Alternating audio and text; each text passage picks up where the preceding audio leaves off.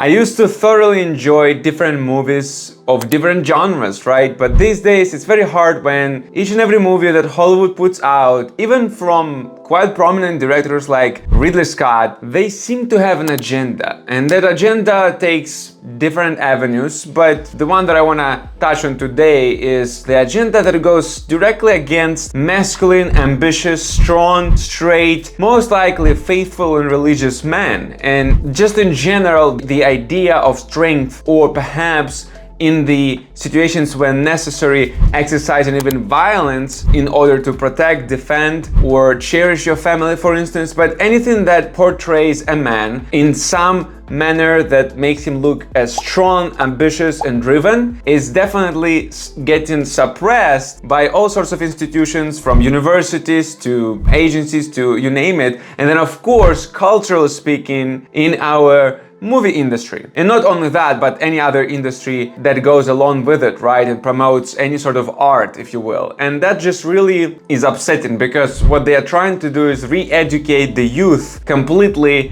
and make them weaker, make them not being able to galvanize their vulnerabilities and insecurities into strength, but rather keep them weak, you know, which, by the way, the part that Andrew Tate used to bring up about the older days, when if you want to conquer the land, you would want to kill all the fighting age males. But right now, that's what's happening, only they're not getting killed directly, they are getting killed slowly by all sorts of things, where they would force you to vaccinate if you don't want, they will fire you from your job if you speak up or you have different political view. If you just dare to be strong, or dare to be different, and dare to be essentially being in alignment with your own creed, then you somehow overly masculine. No, you need to stop. You need to stop even talking. You need to stop having a platform on social media. You need to stop being what you are. And you need to suppress yourself, which is absolutely insane. And so when it comes to the movie Napoleon, which by the way, I did enjoy, because I read a lot about him in the historic books a long time ago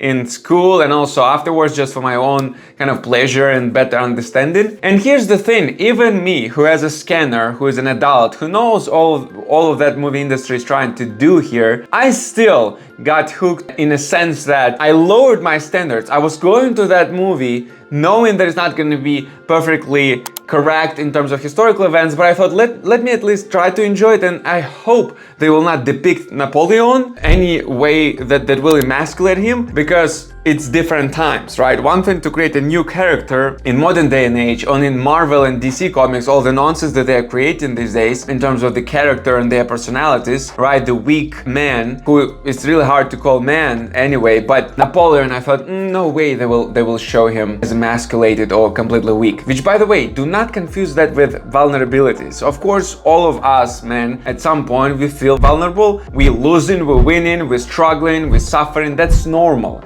But the point is that Napoleon was a very strong leader, strong military leader specifically, not only political, more so military, right? And here's the thing. So I thought by the end of the movie, I was like, okay, that's decent. But then I was thinking back, and I realized actually it was not as good as it should be. In fact, it has several mistakes, and the mistake is that Napoleon, although he was obsessed and in love with Josephine, he never really was acting like a child. At least it's not documented that he was acting like a child, that he was.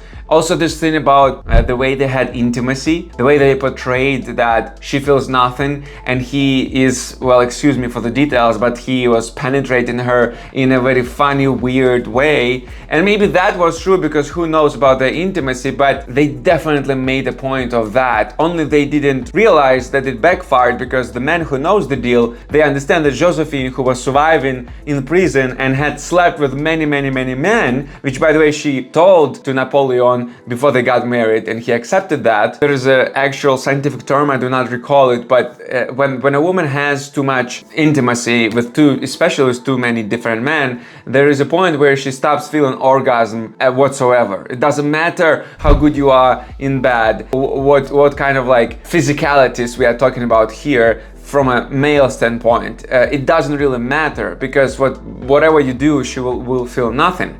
But they depict it in a way that he is just incapable or not strong enough, if you will. That's one problem. Another problem, again, he was always acting as a child, and this thing of him saying that she's nothing, but then her sort of like reversing it and saying, you need to say out loud that I am nothing, and he was repeating that quote, right? It's very hard to believe that when he was so ruthless on the battlefield, which, by the way, there is some truth to the psychology. Even strong men, they do like to play BDSM in reverse. They might be strong in terms of real life and they won't ever give up dominance and control, but when they in any intimacy kind of scenario, they actually would love to exercise the reverse, where the woman will dominate and they will enjoy themselves in that manner. That's true, that exists, but it's just not the thing about Napoleon. And again, it was not about the dynamic and dominance or submission in terms of their intimacy, as much as it was depicted as he was literally looking and behaving like a child, which made no sense, especially when he came back from, I believe, Egypt, right? And after liberation, and then he said to her, like, it's just so vivid, the writing, the text. I don't know where they got this from. It's definitely not from his memoirs or from historical books, that he's saying to her, you heard my feelings, why you didn't think about my feelings? And that's just such a nonsense. It's not even about Napoleon, it's just about men of that time. They don't talk like that. They kill for a living. Are you kidding me? And do you think they will go home to their wife or many other mistresses and say, you hurt my feelings? You got to be kidding me, right? That's just made up stuff. And I'm surprised that even Ridley Scott did that. I used to think he's quite good at what he does, but apparently he allowed writers to intervene and create some sort of agenda there to completely emasculate Napoleon. Well, maybe not completely, but definitely. And so another thing I want to point out, again, in the end, when there was like a before credits, right? They emphasized the killings. They showed him as a complete like murderer, right? They said Napoleon killed like 3 million people or more, like during this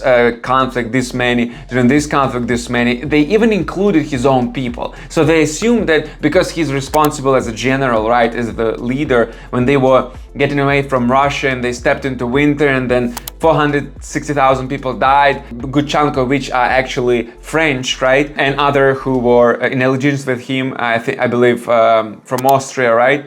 But at the time, point is, they emphasized it in a way that he's one man responsible for so many lives. When in reality, every military leader in those times, in the last 1,000 of years, was responsible for many deaths. I mean, if you want to compare it to Genghis Khan or Alexander the Great, or I mean, you name it, go back and forth, upward in chronological history and downward, you will find men like that. And listen, I'm not justifying that killing was good. I'm not justifying what they've done, but I'm also giving the respect to the fact that it was a different time. Now, my point is, again, they portray violence as always bad. But okay, what about violence when you have to defend your country? How convenient is that everybody on YouTube and everywhere says, oh, we shouldn't be violent. Forget about violence. We shouldn't even speak up, let alone be mildly aggressive with our women at home if they want to kind of take a lead and explain to a woman that what she needs to do, what we need to do. Oh no, God forbid, this is equality, and you know, God forbid you raise your voice on your wife, and God forbid you raise your voice in the company, in the corporate environment, and God forbid you say something against the government. I mean, that's insane what's happening. But my point is, they keep reinforcing this idea that violence is bad. You know, having a gun is bad. Being capable of knowing martial arts is bad. You have to be small, you have to be tiny, you have to shut your mouth, you have to zip it, and you just have to disappear into the void and be somewhere else. No. If you are young, if you're 15, 18, however many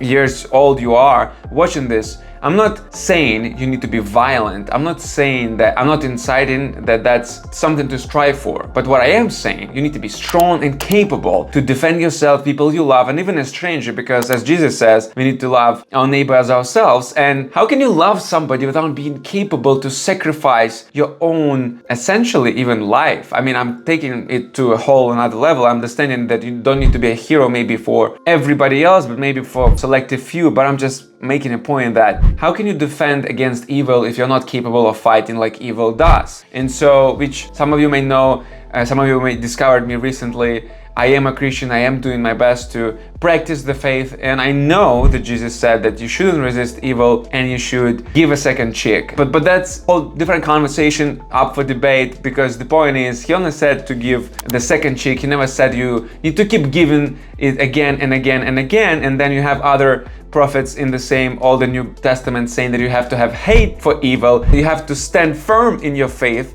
and you have to bring the sword to protect it. And let's also not forget that Jesus Christ, although merciful, kind, loving, and absolutely perfect, and never killed anybody at the time that he was walking the earth, but he's the one who will kill Antichrist when Antichrist will come with his devil worshippers and demons when the judgment day will come, right? And my point is, some of you might not be believers, that's another conversation, but I'm just giving you perspective here that violence sometimes is necessary. It's not that the violence is at fault. It's not that masculinity is at fault. It's the intentions and the choices and the values and the principles of morality and the faith that are here at play. So if one man who is strong and masculine chooses to be kind, loving, and also doing good, great. And then there is another man who is also strong, masculine from a standpoint of capability and the way he looks, the way he walks, the way he carries himself.